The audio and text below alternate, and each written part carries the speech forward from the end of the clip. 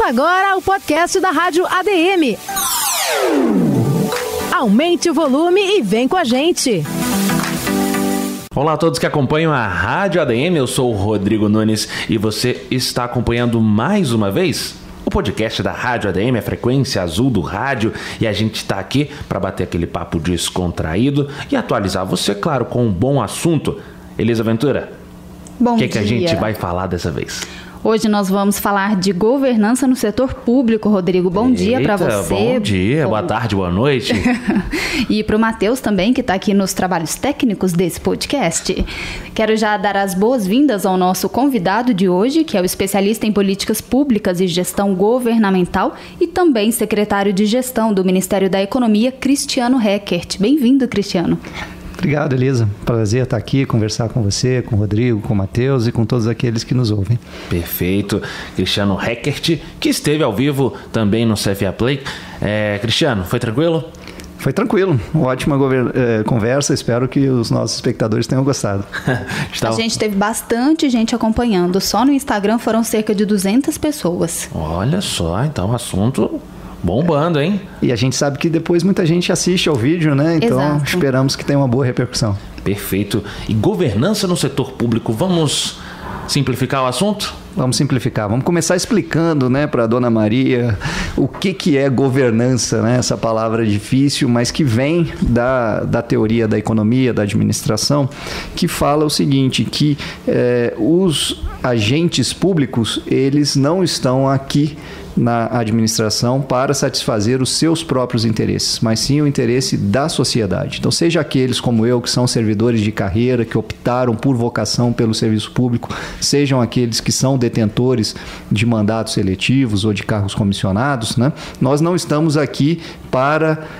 satisfazer os nossos interesses, mas nós estamos aqui para trabalhar para o Brasil, para a sociedade brasileira, e a governança vai avaliar justamente isso. Se aquilo que a gente faz no dia a dia, ela tá visando o nosso interesse particular ou o interesse da sociedade brasileira.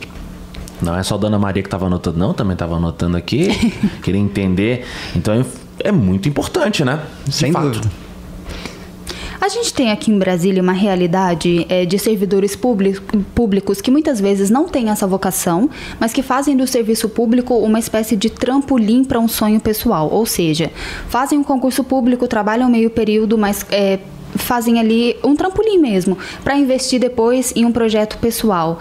Como que a governança olha para esses servidores e o que poderia ser feito para estimular essa pessoa no serviço público, já que ela faz parte do quadro? A governança trabalha 3 dimensões, né? Estratégia, liderança e controle. Então, esse caso que você falou, Elisa, primeiro a gente tem que trabalhar nos mecanismos de liderança, desde o processo seletivo, para que a gente traga para a administração pública aquelas pessoas que de fato têm vocação para isso, né? E uma vez ingressar, dar a capacitação necessária, que não é só uma capacitação técnica, instrumental, mas também de formar esse modelo mental, essa forma de encarar o seu papel aqui na administração pública enquanto servidor do público, né? E trabalhar a dimensão de avaliação de desempenho e aí muito associada à questão do controle, né? Nós precisamos ter meritocracia na entrada, mas também durante toda a vida funcional, e a pessoa tem que desempenhar, ela tem que entregar, e a gente tem que construir mecanismos para que aqueles que não se adequem a essa visão e a essa proposta, eles não continuem na administração pública, sigam aí o seu caminho em outras áreas. Cristiano, então é uma forma, vamos assim dizer, de acabar com aquele mito, aquela lenda de que servidor público às vezes não trabalha. Exatamente. Nós temos que criar os incentivos adequados, né? Por isso que um dos instrumentos fundamentais é a avaliação de desempenho, né? Para que nós possamos diferenciar aquele servidor que trabalha, que entrega, que está comprometido com a sociedade. E eu digo para vocês, eu estou completando 14 anos como servidor público, sem dúvida é a imensa maioria das pessoas, tá? Mas às vezes, por conta de alguns poucos que têm um comportamento inadequado, lado, acaba que toda uma categoria fica sendo estigmatizada pela sociedade e isso compromete a percepção que o brasileiro tem da administração pública como um todo. Então nós precisamos criar mecanismos para diferenciar uma pessoa e outra. E a gente aqui, né, Rodrigo, tem até desmistificado um pouquinho, porque essas pessoas que vieram nesse projeto ADM Entrevista no setor público, só projeto bombando, muito trabalho, um pessoal completamente assim, comprometido mesmo com o que faz. E isso é muito bom. A gente tem uma pergunta que nos chegou, que é o seguinte: a governança tem sido cada vez mais incorporada pelas instituições públicas, muito em razão da atuação do TCU no tema ao longo dos últimos anos. No âmbito das compras públicas, as ferramentas e estruturas que possibilitam a plena implementação da governança ainda sofrem significativa resistência no plano operacional. Servidores e colaboradores que trabalham diretamente na condução das compras, por vezes encaram os controles internos estabelecidos, a obrigatoriedade de elaborarem mapa de risco e de pensarem nas possíveis soluções para as demandas preliminarmente à elaboração do termo de referência das contratações como entraves pouco agregadores aos seus processos de trabalho. Como mudar essa percepção e o que fazer para que os benefícios da governança nas compras públicas sejam percebidos por aqueles que a operacionam, de modo a envolver todos os planos estratégico, tático e operacional na mudança. E eu espero que você tenha lido ouvido e guardado tudo, porque eu não vou ler tudo isso novamente.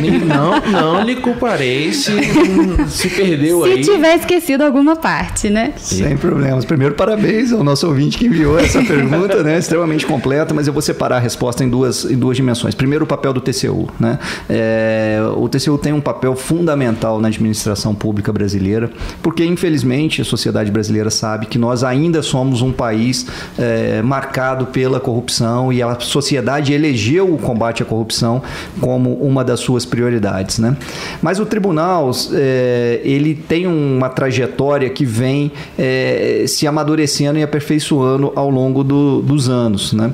E ele percebeu que não basta apenas uma atuação punitiva, de tentar identificar os desvios de conduta e daí punir. Essa é uma parcela importante da atuação do tribunal, mas já de alguns anos para cá, 5, 6, 7 anos pelo menos, eles vêm tentando melhorar os mecanismos de governança e gestão na administração pública para que a gente previna aquelas pessoas mal intencionadas, para que elas não tenham êxito nas suas intenções. Isso passa por fortalecer as instituições, por fortalecer os mecanismos, e aí entra a agenda da governança. Então, essa pauta é muito importante e é fundamental que o TCU continue propagando isso, porque a gente vai criando esses mecanismos preventivos na administração.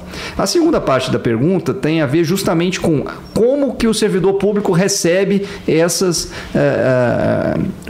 orientações do TCU, né? E aqui, num primeiro momento, concordo com o ouvinte que fez a pergunta, que alguns servidores podem encarar isso como um excesso de burocratização. Então lá vem o TCU dizendo agora que eu tenho que fazer planejamento, que eu tenho que fazer gestão de riscos, e eu já tenho aqui poucos recursos e pouco tempo para fazer a minha política pública, ainda tenho que ficar cumprindo aí essa série de requisitos. Mas com o passar do tempo, as pessoas vão percebendo que esses instrumentos estão ali justamente para facilitar a vida do gestor. Se a gente trabalha de maneira organizada e usando esse ferramental de maneira preventiva, o nosso próprio trabalho vai, com o passar do tempo, ficar mais fácil e vai garantir que a gente tenha mais êxito na consecução das nossas políticas.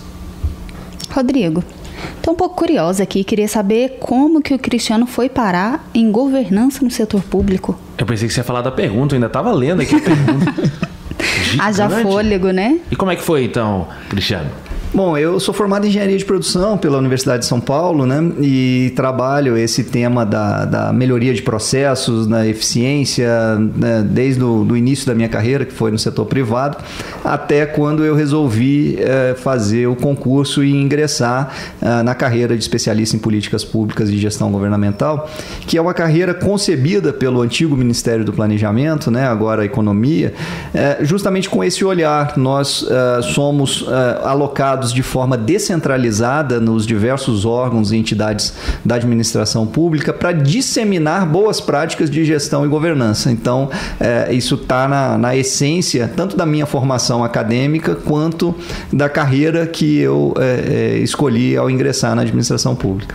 Eu pensei que eu ia falar que era sonho de infância. Eu ia falar, não acredito.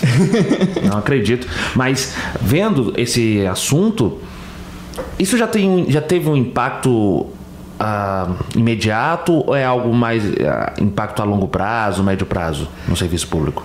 O impacto se dá a médio prazo, mas a gente já tem resultados concretos, né? Então, dizendo, por exemplo, na dimensão de planejamento e de estratégia, há uma série de mecanismos que a gente tem implementado, desde uma estratégia de país, que é a Estratégia Nacional de Desenvolvimento Econômico e Social, passando pelo PPA, pelos planejamentos estratégicos, até um elemento que eu queria chamar a atenção, que é o Plano Anual de Contratações, que foi uma entrega da nossa secretaria nesse ano e que nós esperamos por meio dele mudar a dinâmica das contratações na administração pública. Infelizmente, no passado, a gente observava, né, que chegava essa época, novembro, dezembro, sobrou ali um orçamento no órgão. Então o que nós vamos comprar aqui? Vamos comprar mais computador, vamos comprar mais mesa, mais cadeira, porque precisa gastar o orçamento, porque se a gente não gastar, no ano que vem a gente não tem o orçamento de novo. Nós estamos virando 180 graus essa lógica. Nós obrigamos, por exemplo, que já ao longo de 2019 todos os órgãos planejem o que eles pretendem comprar em 2020. Esses planos já foram elaborados, eles já estão publicados e disponíveis para a sociedade consultar, e isso traz uma série de benefícios. Do ponto de vista interno do órgão, ele se planeja melhor e, portanto, vai usar melhor o recurso público. Em segundo lugar, nós lá na Central de Compras da Secretaria de Gestão já fizemos uma análise transversal das necessidades e, a partir disso, nós identificamos aqueles itens que muitos órgãos vão comprar e que a gente pode fazer uma compra de forma centralizada e, com isso, ter mais poder de barganha e conseguir melhores preços aí junto ao mercado. E facilita, em terceiro lugar, o próprio mercado fornecedor, porque ele pode se programar, ele já tem uma visão do que a administração pública espera para o próximo ano e ele já vai se preparando para participar das licitações e fornecer produtos de maior qualidade e menor preço para o poder público. E a gente tem mais interação aqui, ó. O senhor vê o papel atualmente desenvolvido pelo TCU como um elemento permanente do modelo brasileiro de aprimoramento da gestão pública, ou esse papel diminuiria à medida em que o modelo gerencial se aprofundasse e disseminasse em todo o tecido administrativo nacional? Eu acho que vai continuar. O TCU é um grande parceiro, como eu falei, estamos estruturando agora a rede de governança pública junto com o TCU, com a CGU, com os órgãos do Poder Executivo, e eu acho que a tendência para o futuro é um trabalho cada vez mais harmônico, mais coordenado, não baseado na desconfiança de uma parte em relação à outra, mas juntos construindo aqueles mecanismos para que a administração pública possa entregar mais valor para a sociedade. Agora, falando em sociedade, na resposta anterior você destacou a questão da população ter acesso a esses dados, a essas informações. Isso é fundamental, né? E deixa o público mais antenado também, mais ligado no que está sendo feito. Com certeza. E hoje a gente tem uma grande facilidade, né, Rodrigo, que são os canais digitais, né? E nós temos utilizado eles no governo para atingir 3 finalidades. A primeira é uma oferta de maior serviço de forma mais ágil e de forma mais conveniente para a sociedade, que não precisa mais ir até uma repartição pública e pode exercer os seus direitos ou cumprir os seus deveres perante o Estado pela internet. Um segundo pilar, que é o que você mencionou, é o pilar da transparência, da abertura do dado para que a sociedade faça o controle difuso da atuação do Estado, né? Por mais que os órgãos de controle se esmerem no seu trabalho, eles nunca vão conseguir alcançar todo o Brasil, todos os servidores, todos os recursos que são empregados. Então a gente precisa envolver a sociedade que vai estar fiscalizando se o equipamento que chegou no hospital lá da sua cidade está sendo de fato usado para a sua finalidade, ou se a verba que foi para o asfaltamento da rua foi de fato empregada. E a tecnologia nos permite isso, né, dar transparência e dar mecanismos de feedback para que a sociedade controle a atuação do Estado. E o terceiro pilar é o da participação social no ciclo de políticas públicas, que nós precisamos usar a tecnologia, como eu falava na entrevista aqui para a TV, para que a sociedade se engaje, para que a gente tenha um orçamento participativo que não ouça 100, 200 ou 300 pessoas, mas literalmente milhões de pessoas que podem, por meio dos canais digitais, contribuir, definir quais são as suas prioridades. Depois o cidadão continue acompanhando o processo de implementação da política, fazendo o monitoramento, a avaliação da qualidade do serviço que é prestado ou do dinheiro que é empregado, para que o cidadão, de fato, se engaje no dia a dia da administração pública e construa soluções com a gente. Mas eu queria deixar claro aqui que foram cerca de 200 pessoas ao vivo. Neste momento tem muita gente que está trabalhando, que não consegue assistir, né? Mas obviamente esse número será muito maior. Com certeza. Cristiano, eu estava olhando aqui no nosso WhatsApp desde quando a gente está tentando marcar essa entrevista e eu vi que faz mais de um mês. O primeiro contato que eu fiz com você foi no dia 1º de novembro. Por isso eu queria agradecer muito a sua participação aqui, porque eu sei que a sua agenda é bastante apertada. O Ministério tem aí muitos projetos, né, com esse novo governo. Então, muito obrigada pela sua participação aqui. E eu gostaria de lembrar aos ouvintes que você já esteve presente, inclusive aqui na Rádio ADM também. Vocês fecharam um acordo de cooperação técnico com o CFA. Que acordo foi esse? Como é que tem sido trabalhar com esse índice? Ok, Elisa. Primeiro dizer que é sempre um prazer estar aqui com vocês. Se não te atendi mais rápido foi justamente por problemas de agenda, como você falou, mas estamos à disposição sempre para voltar aqui e dialogar com o CFA. E essa parceria que você falou, ela é muito relevante. Nós firmamos um acordo de cooperação esse ano para desenvolver ou para dar consequência no âmbito da administração pública ao índice de governança municipal desenvolvido pelo CFA, né? Que é justamente uma avaliação de maturidade dos municípios, quais estão mais avançados na aplicação dos mecanismos de governança, e nós queremos utilizar isso no âmbito da administração pública, seja para facilitar o repasse de recursos ou para simplificar a prestação de contas de um recurso que foi repassado para o município. Então, a ideia é que os municípios que tiverem uma pontuação maior no índice de governança, eles vão ter mais facilidade, vão ter os seus processos mais simplificados, mais céleres no âmbito da administração pública federal, e com isso a gente estimula que todos evoluam nesse grau de maturidade. É um prazer recebê-lo aqui, Cristiano, sempre, viu? Eu que agradeço, estou à disposição, voltaremos outras vezes, se Deus quiser. 2020 a gente permanece com esse projeto? Com certeza, tamo junto. 2020, 2021 e assim vai, né? Enquanto tivermos saúde, estamos aqui trabalhando para o Brasil. Perfeito. Estivemos aqui com um especialista em políticas públicas e gestão governamental e secretário de gestão do Ministério da Economia, Cristiano Heckert. Cristiano, mais uma vez, muito obrigado pela participação aqui no nosso podcast da Rádio ADM. Obrigado, Rodrigo. Obrigado, Elisa, e a todos que nos escutam. Obrigado, Elisa, mais uma vez por contar com a sua presença aqui também. Muito obrigada, Rodrigo. E obrigada também pela sua ajuda, pela ancoragem aí do podcast. Um abraço e até a próxima. Um abraço a todos que nos acompanham aí também na Rádio ADM. A gente volta daqui a pouco.